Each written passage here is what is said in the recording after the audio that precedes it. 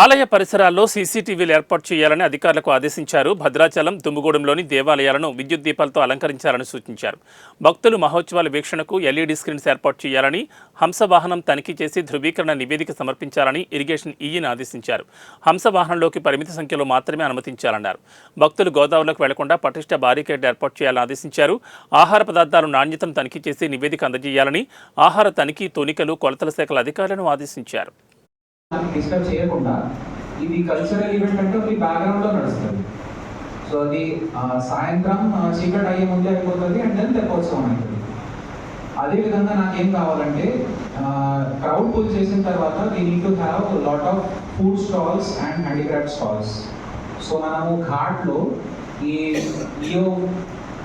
జీపీఈఓ గారు ఉన్నారు. So GPEO needs to coordinate with the local APM. ఎవరున్నారు? ఐకేపీఓ చూస్తారు, అది ప్లాన్ చేయండి. ఎంపీడీఓ ఇస్ నాట్ భద్రాచలానికి MPDO, only EO is there government. So మీరు తర్వాత ITDA team also has to plan so that ఈ అందరూ వచ్చేసి తెప్పోత్సవం చూస్తున్నారు, చప్పట్లు కొడుతున్నారు, వెళ్తున్నారు.